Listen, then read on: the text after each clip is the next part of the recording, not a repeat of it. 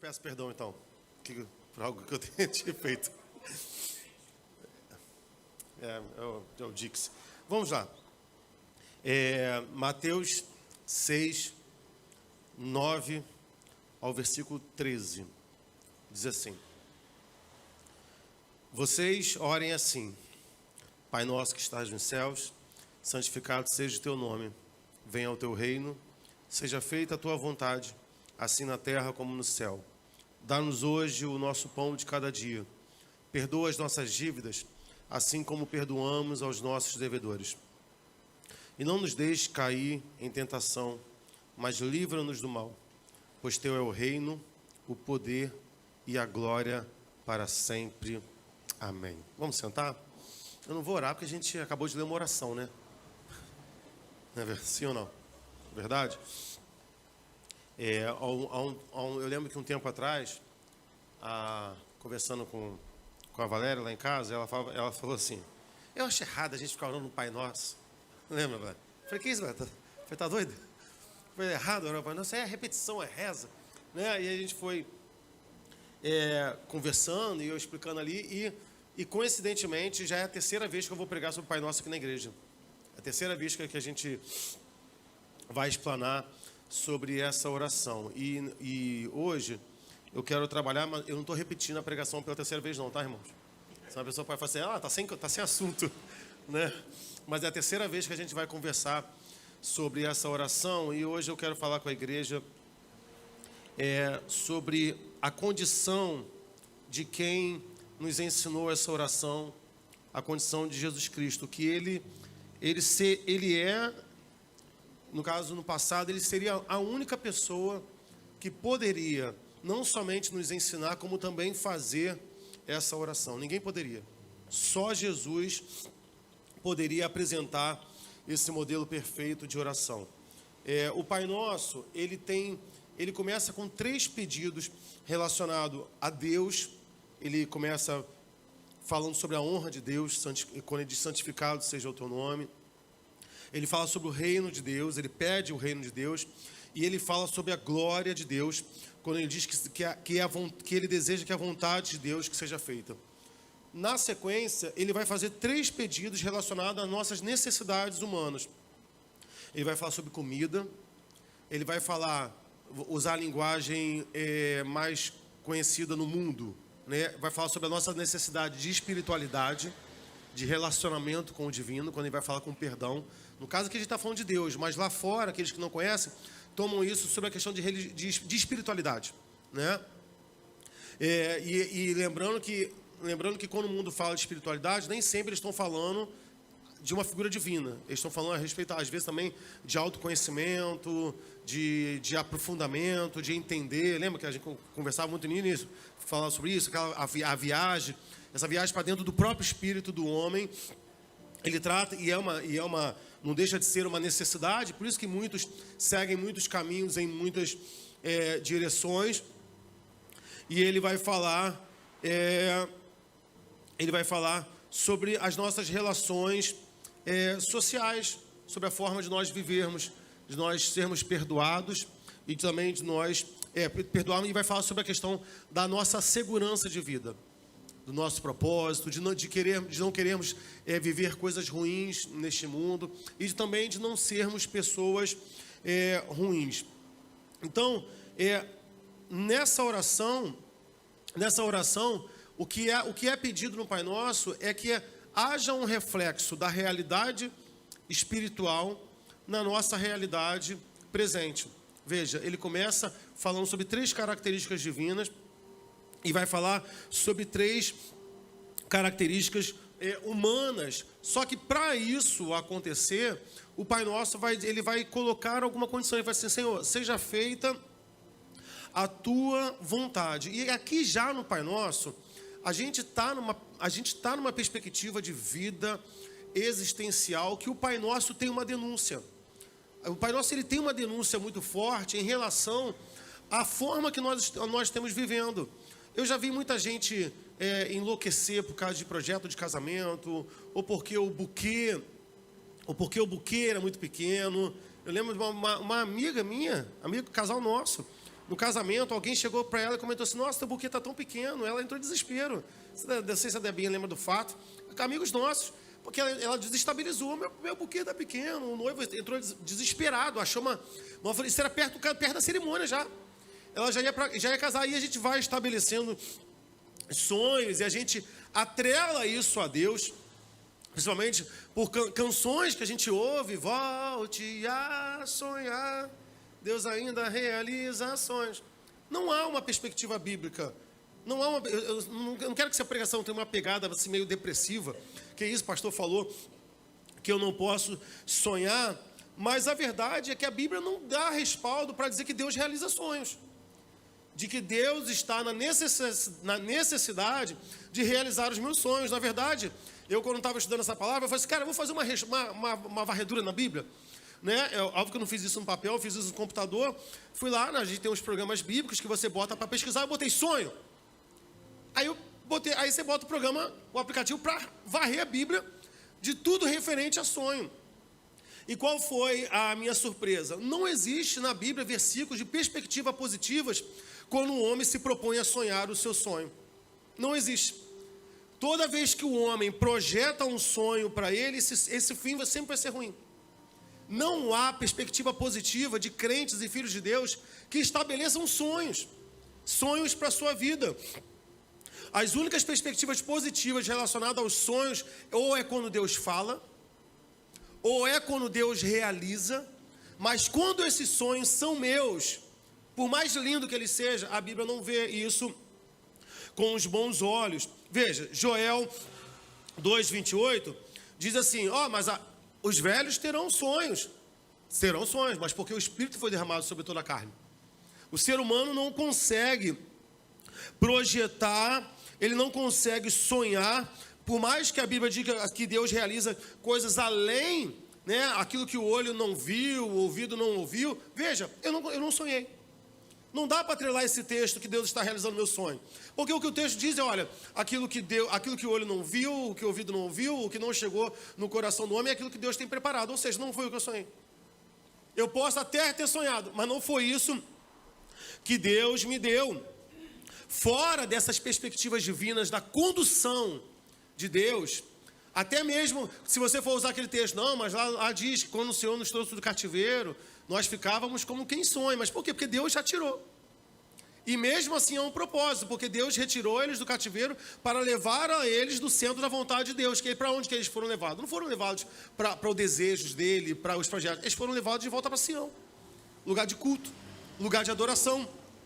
E aí, querido, fora isso, meu irmão, a gente só tem engano. Provérbios 16:1 diz que o coração do homem pode fazer plano, mas a resposta certa só vem de Deus.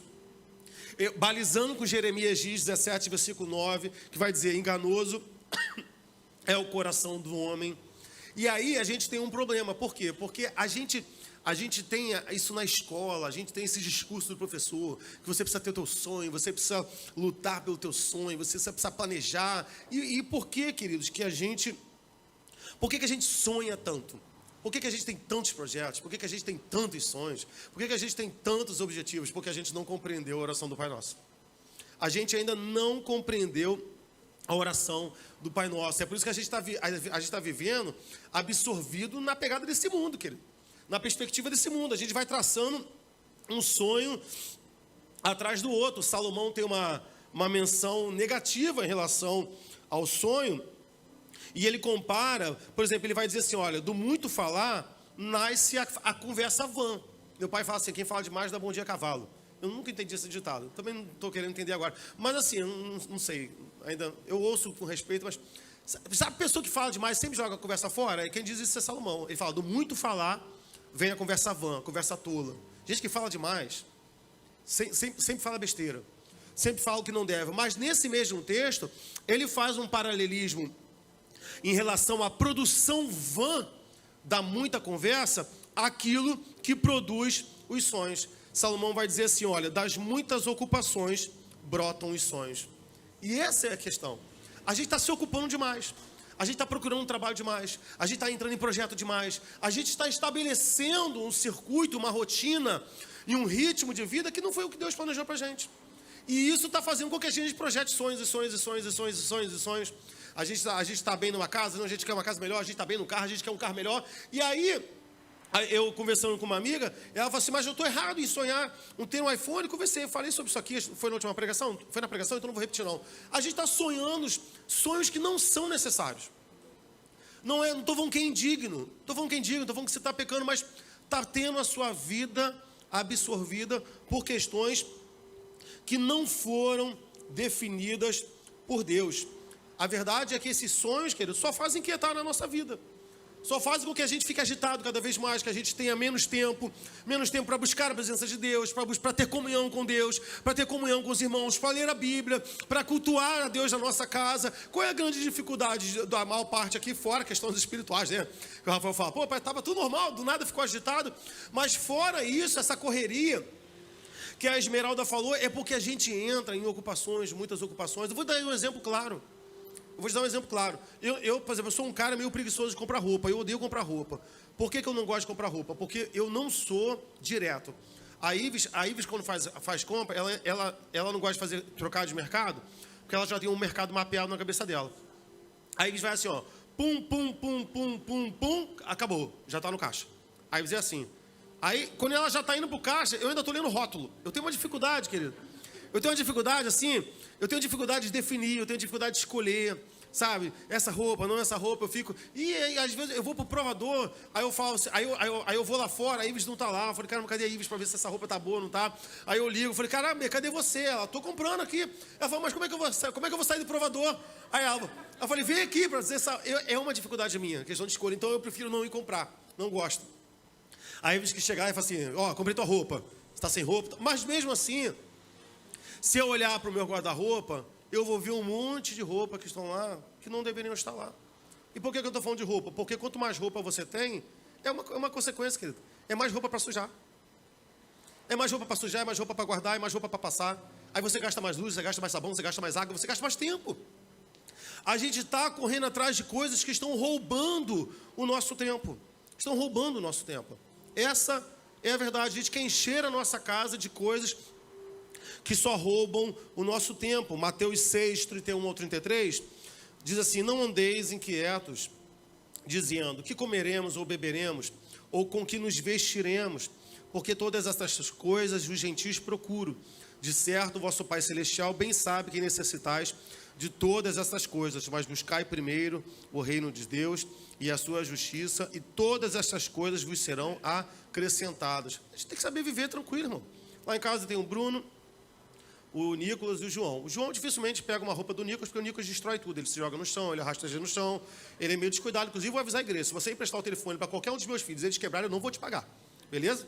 Não empreste o telefone para eles. Ok? Porque se ele está sem o telefone dele, é porque há uma razão, há um motivo, a razão, causa, circunstância, já dizia os Girafales. O Bruno consegue passar a roupa para o Nicolas. O João tem que comprar roupa nova, porque não chega no João. Mas se chegasse, irmão, chegaria lá. Irmão. Pastor, mas não acho justo. Que justo? Funciona, irmão.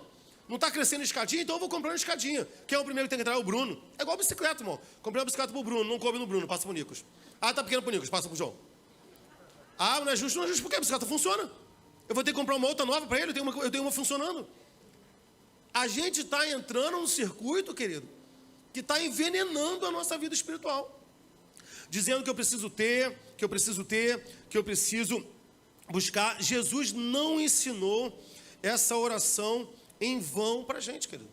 E essa oração, se nós tivermos um descuido, dá a impressão que ela é redundante. Porque ela começa falando de uma coisa, no meio ela fala de uma realidade da nossa vida, e no final ela termina falando da mesma coisa que ela falou no início. Porque ela começa falando sobre a glória de Deus, ela começa falando sobre o poder de Deus, ela começa falando sobre o reino de Deus, e lá no final, ele vai dizer, Senhor, cuida da minha vida, aí ele vai dizer, pois teu é o reino, pois teu é o poder, pois tu é a glória, para sempre, e amém. No final da oração, ele vai dizer que tudo aquilo que ele falou no meio, precisam estar concatenados, ligados à manifestação e à exposição do poder de Deus, do reino de Deus e também da glória de Deus. Ou seja, na nossa vida terrestre, ela precisa refletir a realidade do reino de Deus. 2 Crônicas 20, versículo 6 diz: Ah, Senhor, Deus de nossos pais, porventura não és tu Deus nos céus? Não és tu que dominas sobre todos os reinos e nações? Na tua mão há força, poder, e não há quem te possa resistir. A nossa vida terrestre, ela precisa explanar e mostrar para o mundo o poder de Deus. Esse Jeremias 32, versículo 17, vai dizer: Senhor Deus, eis que tu fizeste céus e a terra com teu grande poder e com teu braço estendido. Nada há que te seja demasiadamente difícil. No final da oração, ela nos explica que a nossa vida terrestre precisa também refletir a glória eterna de Deus. Salmos 8:1. Ó Senhor, Senhor nosso, quão admirável é o teu nome em toda a terra, pois puseste a tua glória sobre os céus. Então tudo vai girar, tudo precisa sinalizar o reino de Deus, o poder de Deus e a glória de Deus. Mesmo essas questões que no meio da oração a gente pede, referindo a nós, a oração ela vai dizer, o pão nosso de cada dia, perdoa os meus pecados, assim, e me livra do mal. Ele vai dizer, pois teu é o reino, a tua glória, tua é a glória, pois teu é o reino, o poder e a glória para sempre. Amém. Veja, ele faz um pedido e ele vai usar uma conjunção, que é o pois. Qual é a função dessa conjunção? Ligar duas orações. Então, há uma ligação neste pedido de comida, de pão, de livramento e de perdão. Há uma ligação, isso não fala sobre mim, isso fala sobre ele. Porque ele vai dizer assim, olha, o pão nosso, me dê, Senhor. Senhor, me perdoa. Senhor, me livra do mal, pois o reino é teu, pois a glória é tua, pois o poder é teu. Então, há uma ligação direta em que a nossa vida deve manifestar essa glória, o reino e esse poder, mesmo nas nossas necessidades básicas que nós explanamos nessa oração. E esse é um desafio para nós. É um desafio para a igreja, que a gente ligue a realidade espiritual, pela misericórdia, que Deus faça na nossa vida, que essa realidade espiritual seja refletida na nossa realidade aqui terrestre. Que nós pratiquemos, que a nossa vida seja o exemplo prático dessa oração. Porque se nós oramos e nós pedimos, é porque de fato nós queremos viver. E aí, finalizando aqui, meio que a ideia do que nós vamos falar, eu quero falar sobre essas três perspectivas.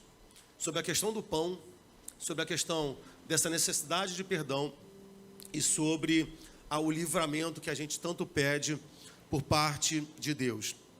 Eu vou comentando, eu separei muitos textos, e aí para a gente não ficar indo, eu vou comentando, e aí eu vou pedir o Zeca para ir me ajudando. A gente não vai fazer a leitura, eu vou fazer a exposição dos textos, e aí você pode ficar muito à vontade de estar fazendo a leitura, e eu te convido que você faça isso. Que você ouça a palavra e vá conduzindo na leitura. Então, qual é o propósito da mensagem de hoje? Perceber de como esse cuidado de Deus, relacionado às nossas questões individuais, humanas, terrestres, pessoais, na questão da comida, na questão do livramento e na questão do perdão, que aparentemente fala sobre nós, e realmente fala sobre nós, mas fala muito mais sobre Ele. Fala muito mais sobre o seu reino, fala muito mais sobre a sua glória, e fala muito mais sobre o seu poder do que realmente sobre aquilo que a gente precisa.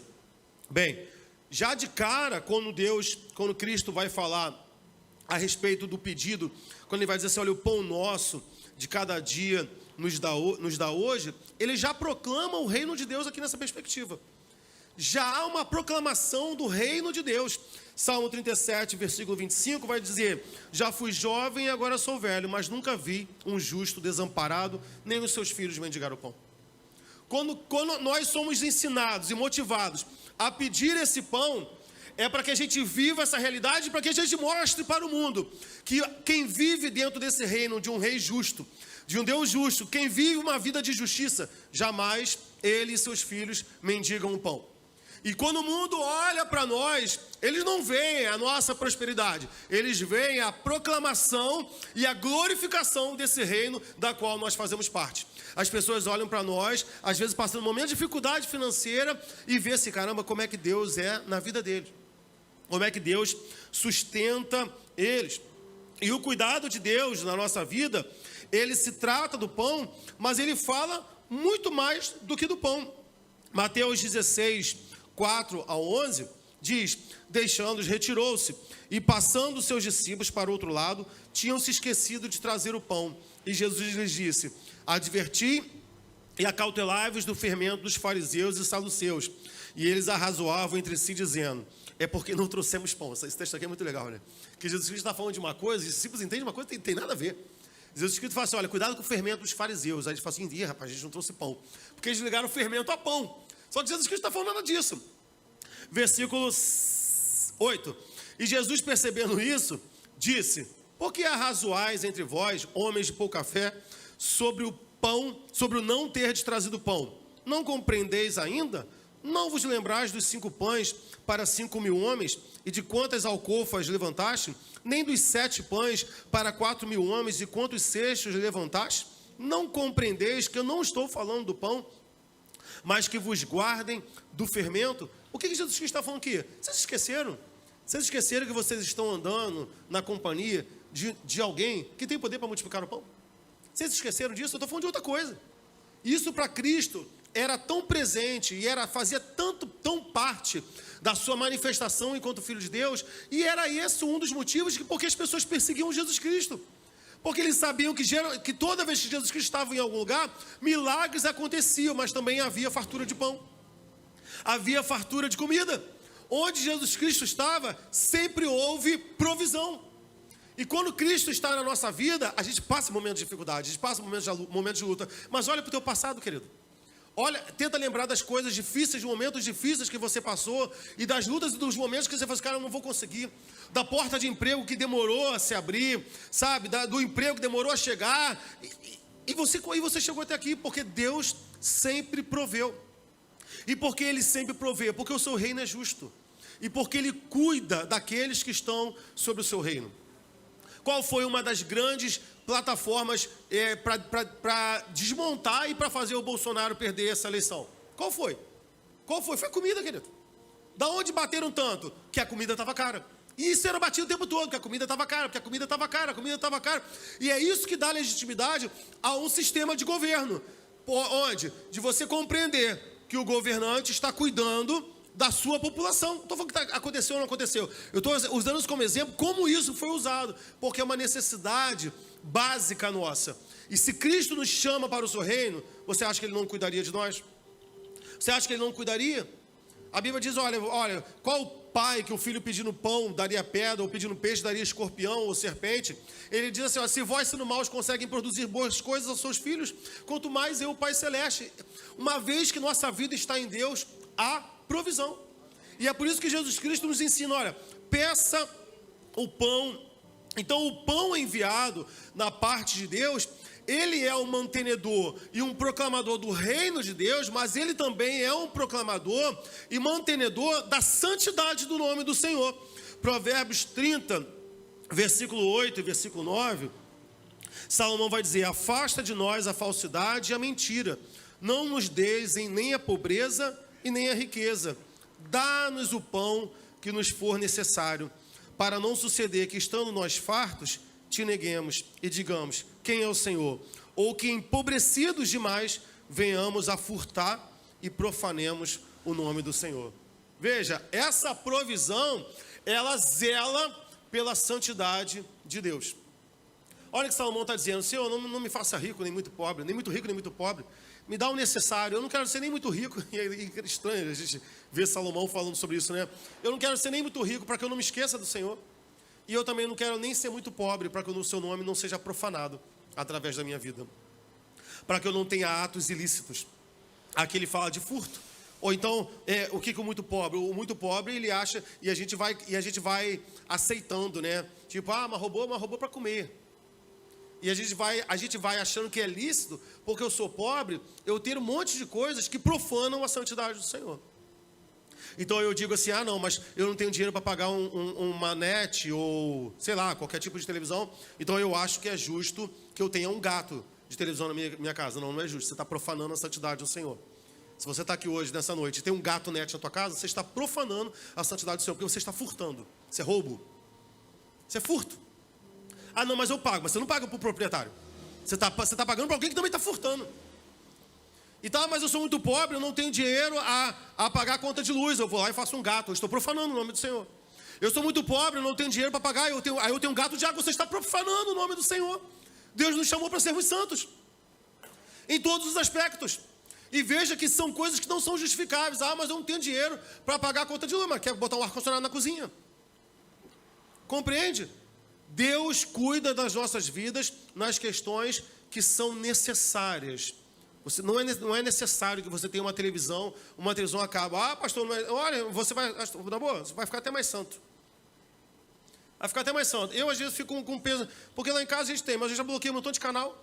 Aí eu liguei e falei assim, olha só, eu bloqueei um monte de canal, o que vocês podem baratear? Mas senhor, mas o senhor bloqueou por quê? Eu falei, não, porque não... mas é a escolha minha, né? Não condiz com aquilo que a gente acredita, não condiz. Então, assim, eu falei, bem, acho que é melhor a gente cancelar isso aqui, ó. Porque eu tô bloqueando tudo, pô. Apareceu um arco-íris, eu, plum, bloqueio. Aí, me falou assim, daqui a pouco a gente vai não ver nada. Eu falei, Porque, Satanás está vomitando na nossa casa. Está vomitando pela televisão na nossa casa. Né? Semana L. Proclamando, não sei o quê. Pum, bloqueio. Bloqueio, irmão. Cristo, Deus está relacionado àquilo que realmente a gente necessita. Provérbios 23, versículos 3 diz, ensina que nós não devemos pedir por delicados manjares, porque são comidas enganadoras. Sabe o que é delicados manjares? Comidas muito rebuscadas. Sabe aquela coisa que você vê no MasterChef? Aquela carne estranha com aquela coisa que você não sabe o que é, com aquele risco de um molho que você nunca ouviu falar? E com aquele prato que você nunca vai ter? Duvido que aquilo seja bom, irmão. É ruim naquilo ganhar de um arroz com feijão e um bife. Aquele feijão que acabou de ser temperado com alho. E que você ainda estava presente na hora de temperar. Quando o alho fritou. Meu Deus do céu. Rico tem isso não, irmão? Sente isso não? Aquilo é enganoso, irmão. Aí eu vejo um montão de crente falando, não, Deus tem o melhor dessa terra para mim. E aí você vê às vezes pastores que vão, entram em restaurantes, líderes, entram em restaurantes, e às vezes paga 500, 600 reais num prato, de um troço assim, ó, e um risco. Tem que ter o risco. É ou não é? Tem que ter o risco, irmão. Bota o molho e faz assim, ó. Isso é uma vida, querido, de engano. Lucas 16, 19, 25 nos ensina a orar para que a gente não tenha uma vida muito esplêndida. Olha que engraçado. Porque ele fala sobre a parábola daquele homem rico. Ele vivia de uma forma esplêndida. E ele se enganou. Ele vai dizer assim, olha, agora a minha vida está tranquila. Eu vou receber todos os bens da minha vida. Só que a morte chegou e ele não pôde receber. Salmo 104, versículo 15, diz que nós devemos orar pelo pão que é necessário para sustentar as nossas forças. 1 Timóteo 6,8 diz que Deus Ele nos dá sustento com o necessário e com aquilo que nós devemos nos vestir e que nós devemos estar contentes. E Paulo, aos Filipenses 4, versículo 18, vai chamar isso de abundância. Então, a abundância na perspectiva bíblica não é abundância na perspectiva mundana. A abundância na perspectiva bíblica é quando a gente percebe na nossa vida que Deus está nos sustentando. Isso é abundância.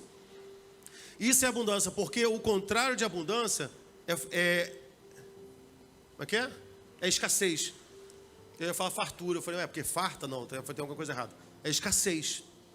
Então, se não falta, Deus está provendo. Isso é uma vida abundante.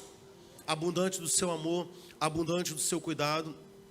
O pão de cada dia, ele não só cuida das nossas necessidades físicas. O pão de cada dia, Jesus Cristo, quando propõe a buscarmos e pedirmos esse pão, ele também cuida do nosso emocional.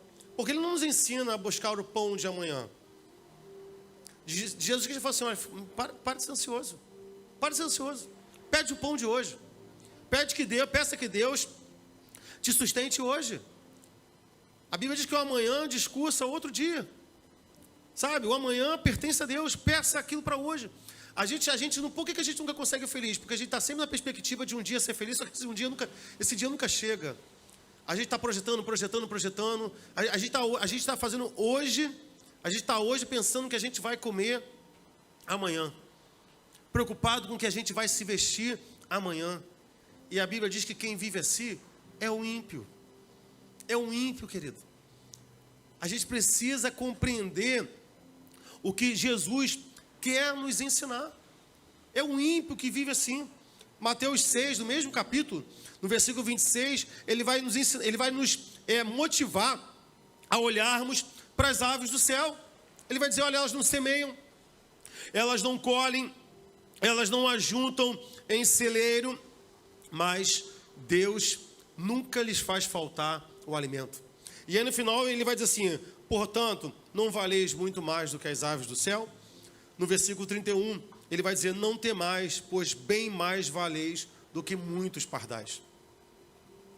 Você vale muito mais do que um pardal, querido.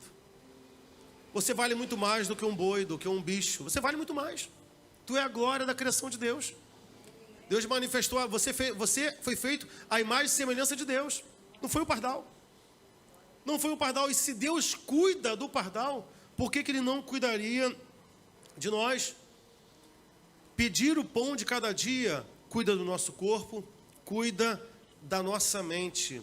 Mas ainda assim, ainda que com toda essa promessa de Deus, se em algum momento, por uma vontade direta de Deus, algo que Ele definiu que aconteça na nossa vida, aí não estou dizendo querendo defender teologia, porque a gente cresce naquela coisa de, existe vontade de Deus permissiva, existe a vontade perfeita. Eu não acredito nisso. Para mim, tudo de Deus é vontade perfeita. Se a gente não vive, porque em algum momento a gente desobedeceu. Eu não consigo ver Deus assim, olha, eu não queria não, mas eu vou deixar. Não, se Ele não quer, não vai acontecer, Ele é soberano. Mas ainda assim, se Deus fizer com que nós venhamos a passar momentos de dificuldade, porque Ele quer tratar a nossa vida, porque Ele quer tratar o nosso interior, não se esqueça da oração de Abacuque 3, 16 ao 19.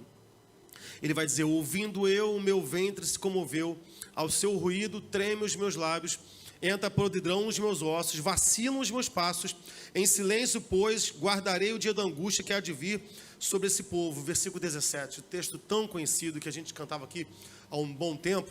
Ainda que a figueira não floresça, nem haja fruto na vide, ainda que falhe o produto da oliveira, ainda que os campos não produzam mantimento, ainda que o rebanho seja exterminado da malhada e nos currais não haja gado, todavia eu me alegrarei no Senhor e exultarei no Deus da minha salvação. O Senhor é a minha força. Não é aquilo que eu acho que eu preciso ter, ou aquilo que eu preciso comer. O Senhor é a minha força. E Ele vai me dar condição de, com esses meus pés aqui, andar em lugares altos, no passo da corça. Ele nos sustenta. Ele cuida de nós. E por que Ele cuida de nós? Apenas porque nos ama? Ele nos ama. Mas porque nesse cuidado, sua santidade é exaltada, o seu reino é exaltado, o seu poder é exaltado. Porque nesse cuidado da sua igreja, o seu nome é glorificado. Vamos para o segundo item do pedido do Pai Nosso. A gente diz assim, sempre, Pai Nosso, perdoa, na versão católica, perdoa as nossas ofensas, assim como nós perdoamos aquele que nos tem nos ofendido. Na versão evangélica protestante, perdoa as nossas dívidas, assim como nós perdoamos os nossos devedores. Mas vamos começar aqui a respeito do nosso pedido de perdão, depois a gente fala do outro. Por que a gente ora para pedir perdão a Deus? Porque Romanos 3, 19 e 23, porque todos nós, diante de Deus, somos culpados e carecemos da glória de Deus. Todos nós éramos culpados. você fazer uma oração em que não haja um pedido de perdão, eu esqueci, no mínimo tu é arrogante. Impossível chegar diante de Deus sem que haja pedido de perdão. Impossível. Lembra da oração, lembra das duas orações que Jesus Cristo vai comentar? Da oração do fariseu, que vai dizer: Senhor, olha, eu dou esmola, olha, eu faço isso, olha, eu faço aquilo, eu não sou como esse cara aqui, ó. E o outro batia no peito: olha, miserável homem que sou. E Jesus Cristo fala assim: olha, quem vos parece que desceu para sua casa justificado? Foi aquele que declarou a sua real condição de miséria. Todos nós somos culpados diante de Deus. Tiago 3,2 vai dizer que todos nós tropeçamos em muitas coisas, todos os dias. Ou você acha realmente que você consegue chegar num dia à noite e deitar a sua cabeça sem ter pecado? Tu acha que ninguém consegue, querido? Ninguém consegue. Salmo 19, versículo 12, ele vai fazer a mesma pergunta: quem pode dizer que frequentemente não tropeça? Salmo 130, versículo 3 e versículo 4, ele vai dizer assim: Senhor, se o Senhor observar as nossas iniquidades, ninguém vai subsistir. Não, lembra daquela passagem, lembra daquela fala do Bop? Lembra daquela fala do Bop, do aquele Capitão Nascimento, né? Quando ele chega aqui e fala: não vai subir ninguém. Basicamente é isso aí. Basicamente é isso aqui que ele está falando. Senhor, se o Senhor observar as nossas iniquidades, mas não sobe um. Não sobe um. E eu vou falar, inclusive, aqui para nós, enquanto igreja aqui, se o Senhor olhar para os nossos pecados aqui, não sobe nenhum. É por isso que Lucas 18, versículo 13, há um clamor, há uma petição, há uma pessoa rogando: Senhor, sê propício a mim, que sou pecador. Há um pedido, há um clamor: sê propício a mim, eu sou pecador. Precisamos chegar diante de Deus pedindo perdão pelos nossos pecados. E em que temos nós, em que a gente tem pecado? Eu separei alguns textos aqui para a gente trabalhar. Lucas 16, versículo 1. A gente tem defraudado os bens do Senhor. A gente tem tratado com desleixo as coisas que pertencem ao Senhor. Mateus 25, versículo 18, vai dizer que nós pecamos quando nós enterramos os talentos que ele confiou a nós.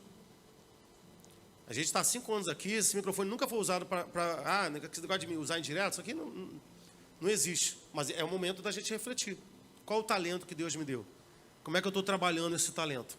Não, eu estou escondendo, eu estou enterrando esse talento. É pecado. É pecado. Terceiro, 2 Crônicas 32, versículo 25. A gente peca quando a gente não corresponde aos benefícios que Deus nos fez.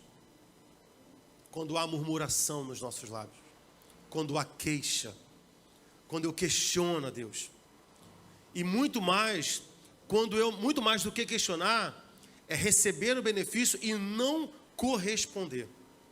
Quando eu não louvo, quando eu não adoro. Então, pastor, só porque eu não estou levantando a minha mão, eu estou pecando? Bem, é isso que diz aqui, olha. Quando eu não correspondo aos benefícios. Grandes coisas tem feito o Senhor por nós. E por isso estamos alegres. É uma correspondência. É uma resposta. Quando eu não respondo a esses benefícios do Senhor, eu peco. Lembra que o texto vai dizer? Fica bem lhe cantar louvores. Fica bem na boca do cristão produzir louvores. Um crente que não louva, um crente que não adora, um crente que em meia adoração está pensando em qualquer outra coisa, um crente que na sua vida devocional não há espaço para louvor, não há espaço para culto, não há espaço para... Ele não está correspondendo a todos os benefícios que Deus tem feito a nós. Desculpa, mas quando eu trato a igreja com desleixo, quando é a segunda opção, quando as coisas de Deus passam a ser a segunda opção, quando qualquer coisa tem peso suficiente para eu não ler a Bíblia, para eu não orar, para eu não estar no culto, para eu não entregar a minha vida para Deus, quando qualquer coisa. A Bíblia diz assim, olha, apresenta esse pão, essa é a oferta para o governador, para ver se ele aceitaria. Vamos pensar, gente. Vamos pensar, as mesmas respostas que a gente dá para a nossa liderança do departamento, ou que você dá para o seu pastor, para justificar a sua ausência nas atividades da igreja, você daria para o seu patrão? Serviria? Seria justificar? Você sabe que não é. mas a gente apresenta isso para Deus. A gente apresenta isso para Deus, a gente apresenta isso para a nossa liderança, porque a gente não está correspondendo devidamente a todos os benefícios que o Senhor tem feito por nós.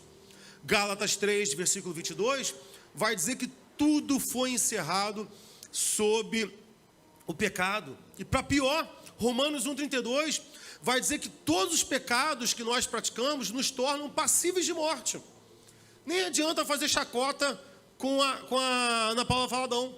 Tem um videozinho que roda na internet, que eles botam assim, o amor cristão. Aí eles pegam um recorte de uma música, que a Ana Paula Valadão fica assim, eu não lembro da letra, era alguma coisa assim, quem pecar vai morrer. Alguma coisa assim, e o negócio fica no loop, o negócio assim, a voz dela já não é uma coisa, aquela coisa assim, né?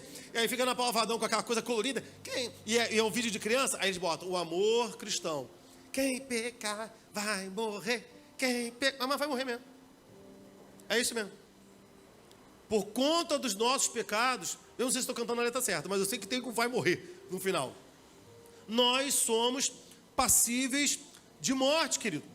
Efésios 5, 6 vai dizer que quando nós pecamos e desobedecemos ao Senhor, mais uma vez aqui Nicolas, que está conversando com a Gigi nesse momento, Gigi, que está ouvindo o Nicolas nesse momento, Bruno, João, Yasmin, Isaac, deixa eu ver, estou falando para o pessoal aqui, Manu, quando você desobedece, Davi, quando você desobedece a sua mãe, quando nós temos atos de desobediência, o que diz Efésios 5,6?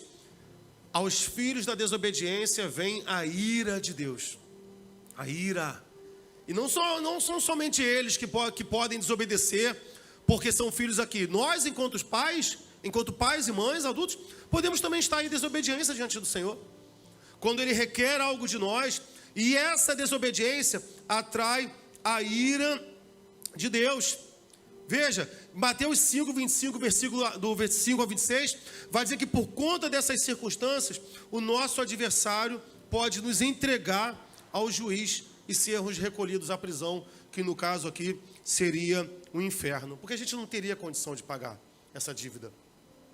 Satanás, por conta disso, ele poderia muito bem, por conta dos nossos pecados, chegar diante de Deus, que ele é o nosso adversário, e dizer assim, olha só, recolhe ele ao inferno, porque ele merece ao inferno. A questão é que a gente pode agradecer a Deus, querido, porque Jesus abriu um caminho junto ao Pai, sendo o nosso advogado. E se Ele é o nosso advogado, é porque precisávamos de alguém que nos defendesse. Compreende? Se nós precisávamos e precisamos de um advogado, é porque há culpa em nós. Há pecado na nossa vida. Está em 1 João 2, de 1 a 2. E aí em Salmos, sabe, o salmista vai dizer que a gente pode suplicar ao Senhor que Ele apaga as nossas transgressões. Salmo 51, versículo 1. Então, nessa perspectiva de pedir perdão a Deus, a gente precisa, sabe, chegar com muito temor diante do Senhor e dizer assim, Senhor, não faça juízo contra a minha vida. Me perdoe pelo sacrifício do seu Filho Jesus Cristo. Hebreus 7, versículo 22 diz que Ele é o nosso fiador. Colossenses 2, de 13 a 14, diz que os nossos pecados foram cravados na cruz de Cristo. E graças a esse perdão de pecados, hoje nós temos vida abundante. Só por Ele. Só por Ele. Como não declarar a nossa condição diante de Deus? A gente precisa chegar diante de Deus com muito pedido de perdão, querido. Pedindo perdão pelos nossos pecados. Uma oração do Pai Nosso, ela vai prosseguir. Ela vai dizer, olha, perdoa os meus pecados, assim, as minhas ofensas, as minhas dívidas, assim como eu perdoo aqueles que me têm ofendido, aos meus devedores. A gente tem vários textos na Bíblia que nos ensinam a isso. Mateus 5, versículo 44, diz que nós devemos amar aqueles que nos odeiam e abençoar aqueles que nos amaldiçoam. Difícil, né, irmão? Você que é jovem aqui, meus filhos, vocês, sabe, todos que eu citei, Nicolas, Gigi, vão passar momentos de dificuldade na escola. sabe, Gugu e Clarinha já devem ter passado isso, ou talvez passe ainda, sabe, de bullying por ser crente, de ser caçoados. E dá uma inquietação no coração, dá um estado de ira, dá uma raiva. Só que a Bíblia diz que a gente precisa amar essas pessoas. E qual é o parâmetro desse amor? E qual é o parâmetro desse perdão?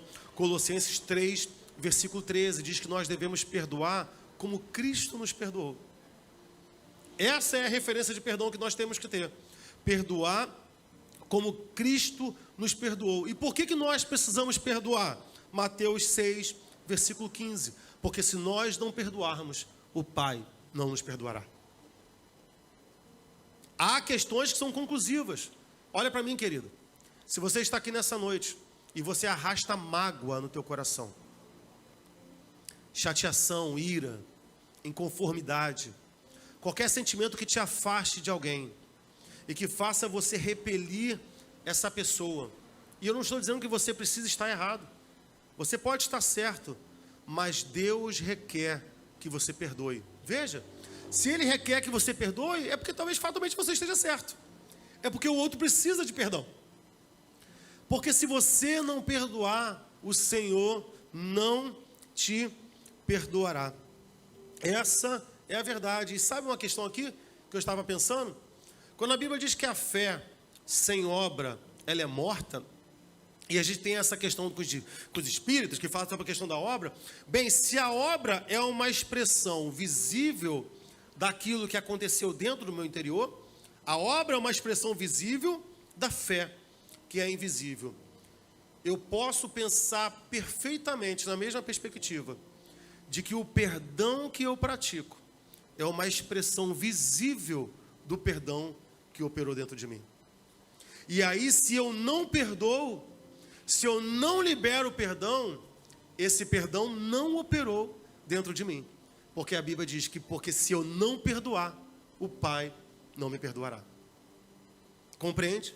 Então, se você carrega, por mais que seja justa, já ouvi histórias aqui na igreja e às vezes você ouve assim, de pessoas que passaram perdas, violências, sabe? Se você não perdoa essas pessoas, o Pai não lhe perdoará. E por que o Pai não lhe perdoará? Porque Ele pede que nós tenhamos como referência o nosso Jesus Cristo. Perdoe como Jesus Cristo perdoou. Porque Ele te perdoou, querido. Nós éramos filhos da sua ira. Não havia nada em nós. Não havia nada em nós. Sabe, aquele que talvez tenha violentado alguém da sua casa, tenha agredido, tenha ofendido, tenha assassinado. Pastor, eu não consigo, mas peça misericórdia ao Senhor e libere esse perdão, porque Cristo te perdoou. Peça ao Senhor que esse perdão que operou dentro da sua vida transborde na vida daquele que não merece e realmente não merece. E é por não merecer que ele precisa de perdão. Em terceiro lugar, a oração do Pai Nosso vai dizer: Senhor, não me deixe cair em tentação, mas livra-nos do mal. Nós devemos orar, querido, por isso, para que o Senhor nos livre do mal e da tentação, porque nós sempre estamos inclinados a nos afastar de Deus. Oséias 11, versículo 7. Há uma inclinação dentro de nós. Há uma inclinação nessa carne de que sempre nós nos desviemos de Deus. Então veja que os banquetes de Deus, sabe? Você pode ver vídeo, sabe, daquele cara que pega assim, como é que é o nome dele? Júlio Trovão. Ele tem uma voz assim, parece o Darth Vader, né? Estou falando que não é nome de Deus não. Mas tem um vídeo que ele fica assim, o pessoal está rolando um reteté lá, e ele fala assim: o negócio aqui está tão sério, que Satanás não passa nem da porta. Passa assim, irmão. Passa assim. Passa tanto que ele falou essa besteira e deixou seu coração sem vai descer. Passa assim, irmão. Sabe, às vezes eu ouço uns besteróis de alguns irmãos: não, eu estou tão ungido que eu não sirvo nem para pecar. Você é tão santo que não serve nem para esse mundo. Não, Oséias 11, 7 diz que há uma inclinação no ser humano para se desviar do Senhor. Pior, Salmo 85, versículo 8, diz que nós sempre estamos prontos a cair após sermos perdoados. Às vezes a gente olha para a pessoa e fala, meu Deus, mas Deus restaurou essa pessoa, a pessoa está de novo na lama. E o salmista vai dizer que é por conta da nossa insensatez. A gente acabou de ser perdoado, a gente está pronto para cair de novo. Estou pronto, Deus, para cair de novo.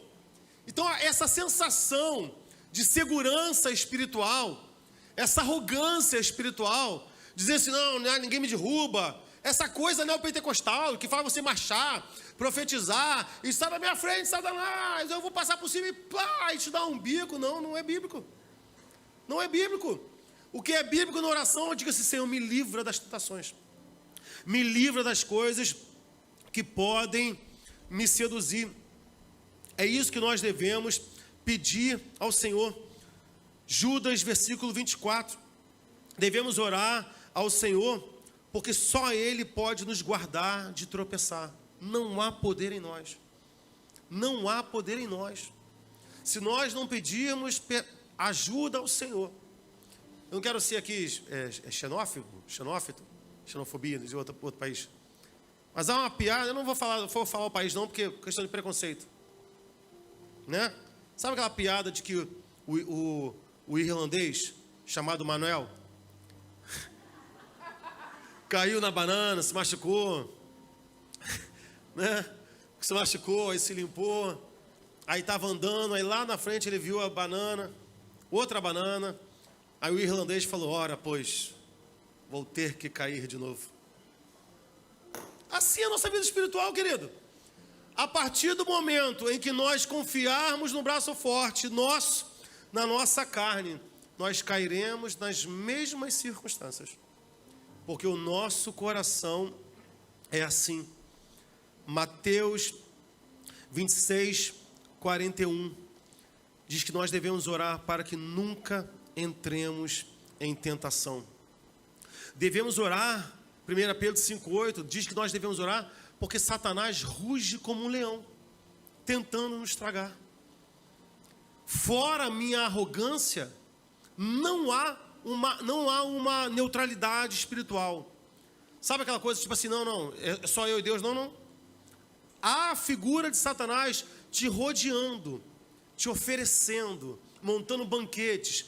Ele ruge como um leão para nos devorar. Devemos orar ao Senhor. Devemos orar ao Senhor, 2 Coríntios 2, versículo 11, para que nós sempre estejamos atentos aos desígnios de Satanás. Para que ele nos dê condição de enxergar aquilo que foi montado para Satanás para nos derrubar. Precisamos estar atentos a isso. 1 João 5, versículo 18. O Senhor nos livra do mal.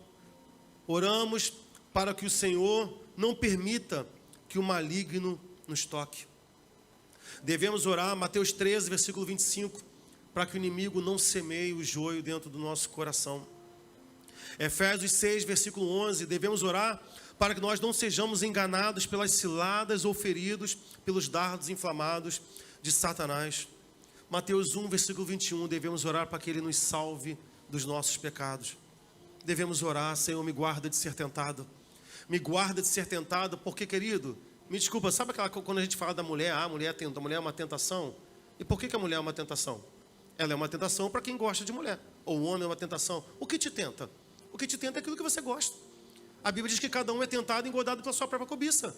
Veja, o que nós estamos pedindo ao Senhor? Senhor, guarda-me dos meus próprios desejos. Guarda-me porque Satanás vai oferecer aquilo que realmente eu quero. Aquilo que realmente eu gosto, aquilo que brilha diante dos meus olhos. Hebreus 12, versículo 1. Devemos orar para que Deus nos livre, especialmente do pecado que tanto nos assedia. Veja que há um esforço de Satanás, de um assédio espiritual sobre a nossa vida. Veja que o texto vai dizer que tanto nos assedia, que tanto nos oferece, porque ele sabe aonde o nosso coração fraqueja. Ele sabe aonde a nossa carne rui. E é isso que ele vai colocar na sua frente o tempo todo. Se é mulher, é mulher. Se é droga. Se é bebida, se é dinheiro. Se é possibilidade de ganhar muito dinheiro, ficar muito rico. Ele sabe o que te seduz. Ele sabe o que te engana. Salmos 106, versículo 33. diz que nós devemos orar para que Deus nos guarde de falar irrefletidamente. Pessoas que causam estragos porque não refletem no que falam. Devem fazer a oração de Davi: Senhor, bota um anjo na porta da minha boca, eu falo demais, Senhor. Eu estrago tudo com essa boca que o Senhor me deu, eu te glorifico. Mas o órgão para desgraçar a minha vida é essa boca, essa minha língua. Senhor, bota uma mordaça na minha língua. Devemos orar, querido. Devemos orar. Devemos orar, Jó 33, versículo 17, para que Ele nos livre da soberba. Eu falo isso direto com os meus filhos. Meus filhos ficam assim: eu sou demais, eu sou o cara, vou falar que é não, eu sou o que é. Eu falei assim: olha, a Bíblia não louva aquele que muito se recomenda. É pecado, querido, é pecado. Não tem a ver com a perspectiva de um cristão. Devemos orar, sim, queridos, para que o Senhor cuide de nós. Devemos orar para que Ele seja o nosso depósito, para que a nossa esperança esteja nele. 2 Timóteo 2, 1, versículo 12. Mas nós devemos orar também para que seja guardado. Veja, esse 12, o 13, ele é interessante, porque há um depósito nele, no 12, 14, mas há um depósito em nós também. Nele nós depositamos a nossa esperança, mas há um depósito. Por que o Senhor nos guarda? Por que Cristo pede que nós venhamos a pedir guarda de tentações? Porque há algo em nós que o Senhor colocou. Então, quando Ele nos guarda, Ele guarda algo que é dele. O próprio Espírito Santo. Ele depositou o seu penhor dentro dos nossos corações. Então, quando Ele guarda a sua igreja, Ele guarda também a sua glória. Ele guarda também a sua majestade. Devemos orar ao Senhor para que Ele nos livre dos nossos temores. Salmo 34, versículo 4. Porque o medo excessivo também é um pecado, porque não reflete a presença e a vida daquele que tem um Deus tão poderoso. E existem pessoas com tantos medos, tem medo de tudo. Tem medo disso, tem medo daquilo, tem medo disso aqui, tem medo de escuro, tem medo de claro, tem medo de dia, tem medo da noite, tem medo de tudo, irmão, não sai de casa. Salmo 34, versículo 4. Senhor, livra-me de todos os meus temores. Livra-me, Senhor, de todos os meus temores. E eu quero finalizar esta palavra com vocês, tentando explicar do porquê só Jesus Cristo poderia ter feito essa oração. Nenhum sábio, nenhum professor, nem Moisés, nem Arão, nem Paulo, nem Gamaliel, nem Davi, que era homem segundo o coração de Deus, não poderia. Nem Abraão, amigo de Deus, nem Enoque e Elias, que foram transladados aos céus, nenhum anjo, nenhum arcanjo, nenhum querubim, nenhum serafim, nem os 24 anciãos, nem o próprio Pai, nem o próprio Espírito Santo poderiam orar a oração do Pai Nosso. Só Jesus Cristo poderia fazer essa oração. Só Jesus Cristo poderia expressar a intimidade de alguém que trata Deus como Pai. Só Ele. Porque Ele poderia muito bem ter apresentado uma oração de um rei, ou de um Senhor, ou de um Deus. Ele poderia ter falado Deus nosso, Ele poderia ter falado Rei nosso, Ele poderia ter falado nosso Senhor. Mas tanto rei, você pode ter um rei sem filhos. Você pode ter um Senhor que não tenha filhos. A gente tem muitas figuras de deuses que não têm filhos, mas é impossível que haja um pai sem seus filhos. É impossível que haja um pai sem os seus filhos. E é por isso que Jesus Cristo apresenta essa oração como Pai Nosso, porque essa oração nos liga afetivamente a esse Deus. Ele poderia ter falado do seu senhorio, do seu poder, da sua soberania, mas a oração é de um pai, e somente alguém que é filho poderia percorrer esse caminho de tamanha intimidade. João 17, de 1 a 5. Veja essa oração de Jesus Cristo com o seu Pai. Jesus falou assim, levantando os seus olhos aos céus e disse: Pai, é chegada a hora. Glorifica o teu filho, para que também o teu filho glorifique a ti. Assim como lhe deste poder sobre toda a carne, para que dê a vida eterna a todos quanto lhe deste. E a vida eterna é esta, que te conheçam, a ti só, por o único Deus verdadeiro, e a Jesus Cristo a quem enviaste. Eu te glorifiquei na terra, tendo consumado a obra que me deste a fazer. Agora, Pai, glorifica-me tu, junto de ti mesmo, com aquela glória que tinha contigo antes que o mundo existisse. Só o Filho Eterno poderia nos apresentar uma oração que fala de eternidade. Teu é o reino, teu é o poder, tua é a glória para sempre. Só Cristo pôde experimentar essa filiação desde a eternidade. E quando ele coloca essa oração na perspectiva de dizer que esse Pai não é apenas dele agora, e que esse Pai é nosso, a única possibilidade de nós orarmos e atendermos esse convite de Jesus Cristo para essa oração é entender que se eu quero que o Pai de Cristo seja meu Pai, eu preciso que Cristo seja o meu irmão. E aí eu preciso olhar para a Bíblia, quando lá em Jesus Cristo, ao ser questionado do que ele estava fazendo, porque seus irmãos e a sua mãe estavam procurando, qual é a resposta que ele vai dar? Minha mãe? Meus irmãos? Meus irmãos são todos aqueles que obedecem o meu Pai. Cristo nos dá o caminho, só Ele poderia nos apresentar essa oração, porque só Ele era filho. Ele era o Filho único. Ele era o unigênito. Só Ele poderia nos oferecer esse caminho dessa paternidade. E de hoje nós temos o privilégio de chamar esse Senhor, esse Rei, esse Deus de Pai Nosso, de nosso Pai, de Abba, da expressão afetiva de um relacionamento com esse Deus.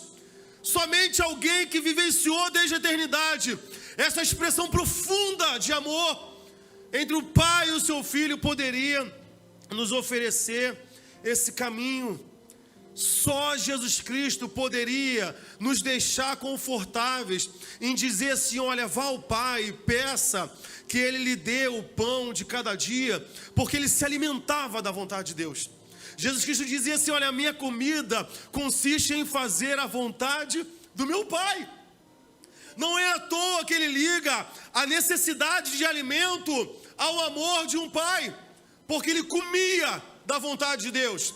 Ele se relacionava com seu Pai quando cumpria a sua vontade. Hebreus 4, versículo 15. Jesus nos dá a habilitação de chegarmos assim: olha, peça que o Senhor te livre da tentação. Peça, porque Jesus Cristo foi tentado em todas as coisas, mas Ele não pecou. É dele que Ele está falando. Ele está mostrando a forma que Ele se relaciona com o Pai. E aqui, querido, Jesus Cristo era o único que poderia oferecer essa oração. De dizer assim: Senhor, Pai, Deus, perdoa assim como nós perdoamos. Porque quando Cristo faz essa oração, algo está nítido ao olhar de Jesus Cristo, e que talvez não estivesse nítido ao olhar dos apóstolos e ao olhar de todos aqueles discípulos que estavam ali aprendendo naquela oração. Porque quando Ele fala assim: olha, Pai, me perdoe assim como eu perdoo, se Cristo não vai além dessa oração, essa oração nunca teria poder, nunca teria eficácia. Porque se Ele não sobe ao Calvário, nós nunca seríamos alcançados pelo perdão de Deus. Veja que essa oração não é uma reza, essa oração não é uma chave, essa oração não é apenas pedagógica, essa oração é o caminho claro de que Cristo já tinha algo traçado na sua mente. Ele não empenhou uma oração de uma coisa que não teria possibilidade de acontecer, Por que hoje você e eu somos perdoados? Porque Cristo morreu. Foi por isso que Ele te ensinou a orar para pedir perdão, porque Ele sabia que o seu ato de amor daria possibilidade para mim e para você, nessa noite, de nós sermos perdoados. Só Jesus Cristo poderia fazer essa oração. Só Cristo poderia nos ensinar essa oração. Uma oração de certeza de perdão, não pelos nossos atos, mas pelo que Ele ainda iria fazer naquele Calvário. Ele está dizendo assim, olha, peça perdão ao Senhor. Peça perdão ao Senhor, Ele vai te perdoar. E nós não seríamos perdoados. Nós não seríamos perdoados. Mas Ele diz, olha, peça perdão.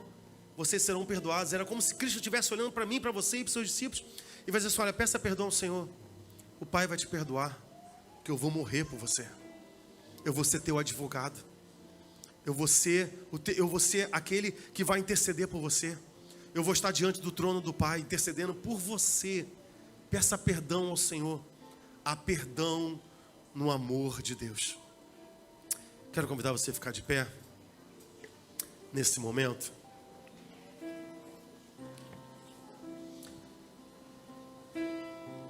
Meu desejo, querido, é que através de tudo que a gente falou nessa noite, eu não desejo que você decore todos os textos bíblicos, nem tenha essa pretensão. Até porque daqui a um tempo, talvez nem eu vá lembrar de tantas as referências que eu citei. Mas que a verdade dessa palavra, a realidade desse amor, penetre o teu coração. E compreenda que tudo isso que foi falado, fala sobre Cristo. Fala sobre o caminho que Ele abriu. Essa oração é sobre o caminho que Ele traçou para mim e para você. Você que está aqui, que ainda não tomou essa decisão por Cristo, e por tantas vezes você orou o Pai Nosso. Não dá para orar o Pai Nosso se você não for irmão de Jesus Cristo. Não dá para achar que Deus é seu Pai se Cristo não é o seu irmão. Não dá para ser irmão de Cristo se eu não realizo a vontade do Pai. Pai Nosso, vamos cantar? Nos céus, santo é o teu nome, o teu reino buscamos, tua vontade seja feita na terra como é nos céus. Peça isso a Ele. Deixa o céu descer na terra como é nos céus. Deixa o céu descer.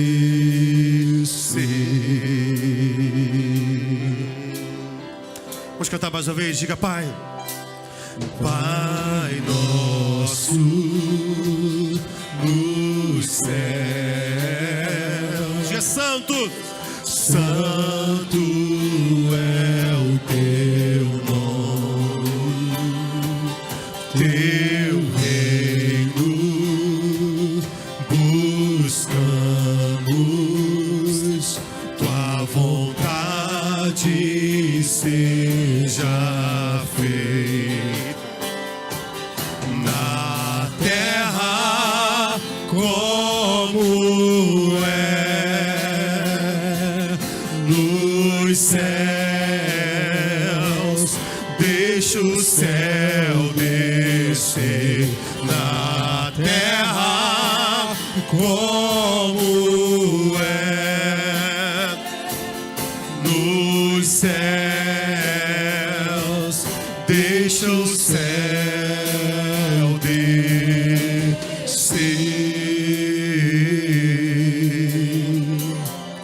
Deixa o céu descer. Deixa o céu descer. Deixa o céu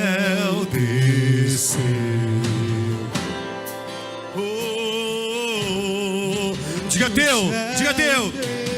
Teu é o reino, teu é o poder e tua é a glória pra sempre. Amém.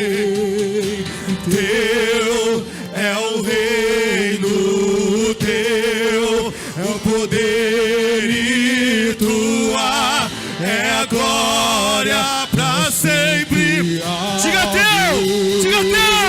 Teu é o reino, teu é o poder e tua é a glória. Diga a ele, diga teu, renda a ele, renda a ele, toda a glória, toda a exaltação.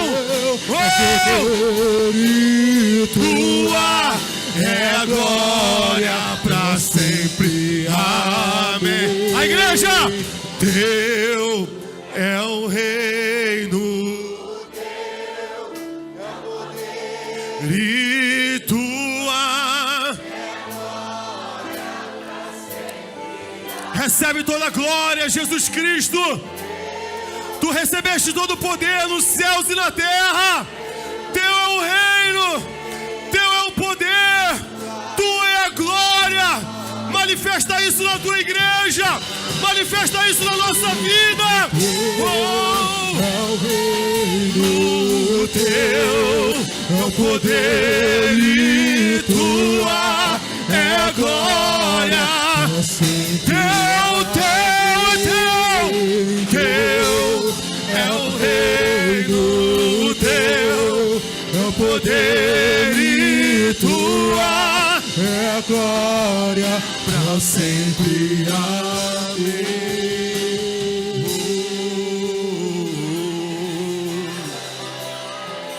Pra sempre. Amém. Aleluia. Aleluia. Para liberar a nossa vida nessa noite, a última coisa que eu quero dividir contigo é que a oração do Pai Nosso tem um presente para mim e para você. Porque quando Jesus Cristo termina essa oração dizendo assim: teu é o reino, teu é o poder, tua é a glória para sempre. O reino de Deus subsistirá para todo sempre. Todo esse ataque contra a igreja, contra os filhos de Deus, ninguém pode parar a igreja, porque o reino eterno é dele. Ninguém pode contra os filhos do Senhor. Nós, Senhor, dele é o poder para sempre. Teu reino é para sempre. Há um reino eterno para mim e para você. Há um poder que é eterno para mim e para você.